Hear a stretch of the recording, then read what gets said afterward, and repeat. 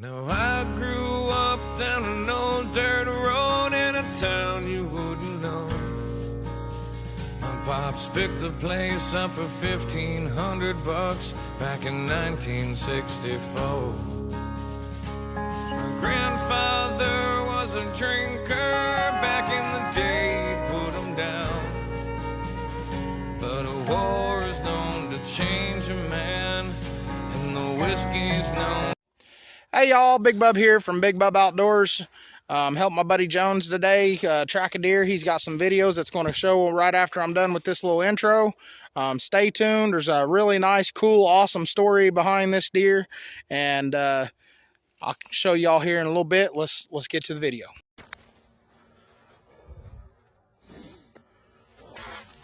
What's up, everybody? I just shot a buck. It wasn't big. It looked like it might be a 4-point. I've had a rough season so far, so size don't matter to me. I had 3 different does come in on me, 5 to 10 yards away, come from 3 different directions this morning. He come in from the way the does went. He was right there when I shot him, about 15 yards. He ran that way. And he's probably dead 65 yards over there. I saw trees and branches shaking it when he fell over. I watched him stumble and drop. Right over there. Hey y'all, Big Bub here from Big Bub Outdoors. As y'all know, it's still gun season. Today is Monday. It is 3 days in gun. I killed opening day. Jonesy kind of got screwed. It's 2:03 in the afternoon. Jonesy shot at 8 o'clock this morning. Made a bad shot. He knew he made a bad shot. He did the right thing. He got out, and he got a more experienced hunter that knows how to track a little bit better. So he got Big Bub up at the house. The wife killed hers out here. So he come out, and I told him, I was like, dude, there's a little 3-point. He's just after meat. You know, he just wants a deer. And I was like, dude, there's 3-point out there. There's a 4-point, a spike. Go get one of them. So there's a big 8 if he's still alive. I was like, go shoot one of them. Told him where to go. So he jumped in, took off into his boat, went where I told him to, shot the deer, had amazing blood, and it crossed property line. Well, I happen to have permission to cross that property. So he left and come and got me. He was iffy on his shot, but he had good blood. So he come back, backed out, and we didn't get back here until noon. I was like, shit. So I was like, that deer ought to be dead. So we get in there, it's been 4 hours. And, well, lo and behold, I found blood. So I'm going to turn it off here, and I'm going to have Jonesy tell you what's going on. All right, Jones. So tell people how your morning went today. At first, it kind of sucked. I got the boat loaded up. Left the house, got here. I want to say probably 30-40 minutes before daybreak. Trolling motor only, and it was froze up. So I had some paddles. I had to paddle like halfway across the lake until the water defrosted my trolling motor. Finally got it to kick on, so I got the rest of the way across. About 15 minutes after legal light. Legal light was 7:02, so around 7:20 or so, I got in my tree. I had one doe come in 20 minutes after I got my stand. But you got videos of those, right? The first one I do not. First one you don't? I do not. Okay.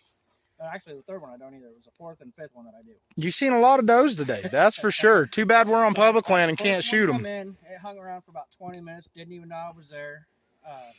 Using Rackaholic, buck and rut, doe and estrus, and bedding scent. They come in downwind. Didn't know I was there. About 20 minutes after it left, I had the second one come in. Stayed about 5 or 6 minutes, and it left. About 10 minutes after it left, third one come in. And it just made a beeline right to where it wanted to go, so it was done and gone. I want to say maybe 35, 40 minutes after that, he come in. Hard quarter 2. I put it right behind his shoulder. Ended up coming out way far back. I think I missed lungs and everything. I think I just got guts, and that's why you backed out, right? Yeah, that's why I backed out. Because you thought it was kind of I low. It was a bad shot, so I sat for an hour. I had a mom and a fawn come in from about 80 to 90 yards off to my right. She got over there and she kept watching the wood line. I looked over and I seen the body. I knew it was him. So I was watching him, hoping he was just going to lay down and bleed out right there.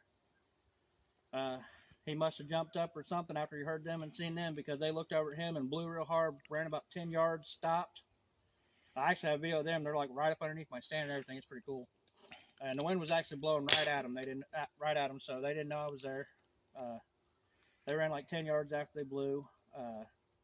Stopped, kept looking back, and then they just walked off. About an hour after I shot was when I got down. Followed blood about 40 or 50 yards.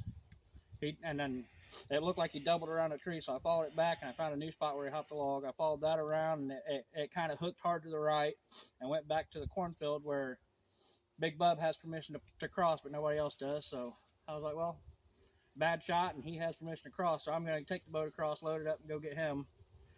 We ended up following, 800, 900 yards? Yep. Kicked him up twice.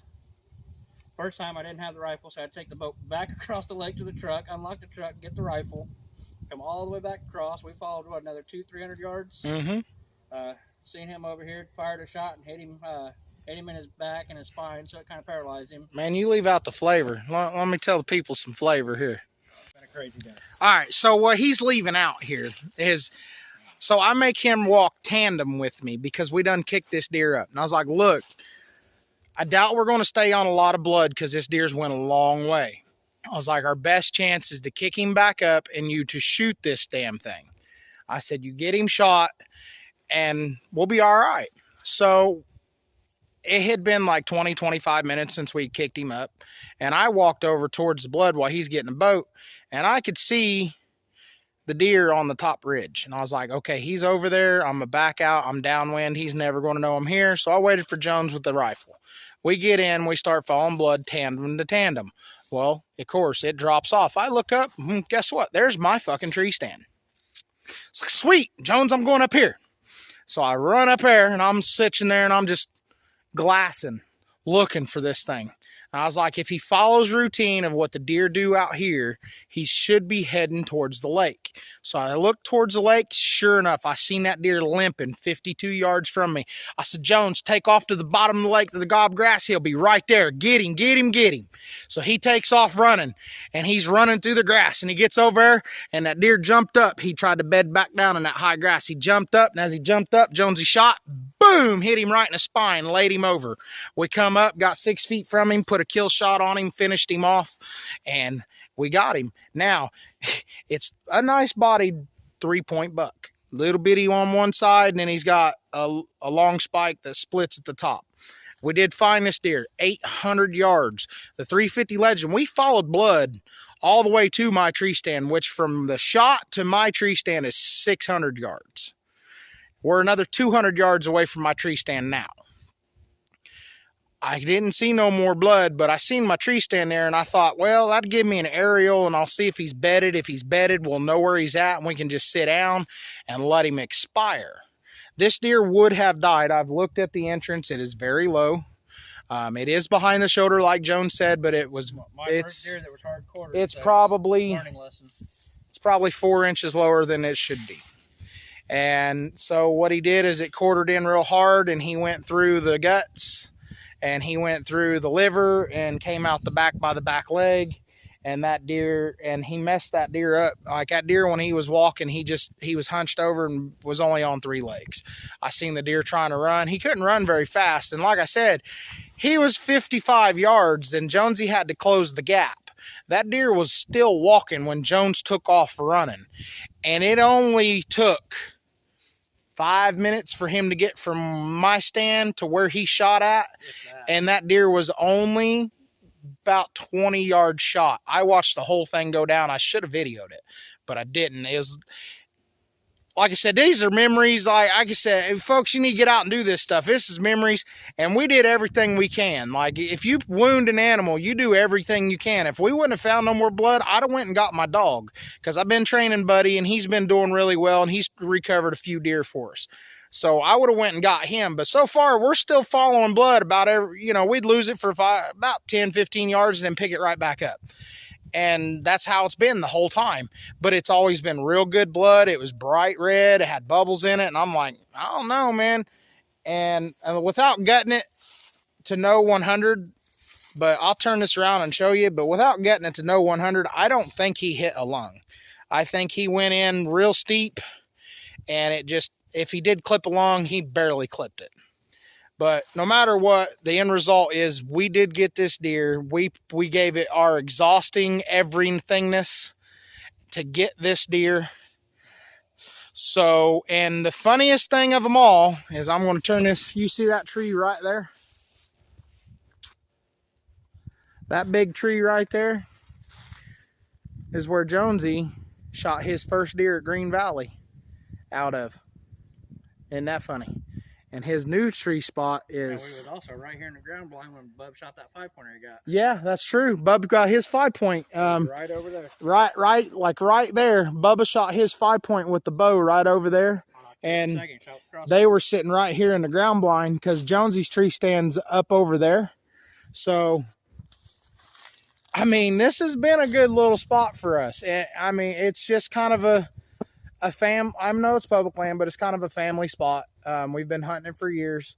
There's never big deer here. There is sometimes, I mean, if you're looking 150, 160 inch deer, it's just not here. We're not the only people that hunt it. And it butts up against private property. The biggest, I've got cameras around the whole place, and it butts up to private land. The biggest deer I got on camera is an 8-point. That's probably 120 inches, but he probably about a 200-pound deer. And we hunt for meat, and this is a good place to get it. So I thank y'all for watching. Like I said, don't give up. Whatever you do, don't give up. I also have a video of 2 turkeys. Oh, you got, so I got a bunch of videos to add to this. I'm going to have to do a lot of cropping and everything, but I'll get it all together, and I hope y'all enjoy. Catch y'all later. All right, y'all. So this is Jonesy's entrance shot with the 350. And I know that looks ridiculous, but that is the entrance. It was quartered that much. The bullet came in like this. It came in like that and just ripped everything. And then he got it exited on, yeah, flip it on over, Jones, and show them where it exited.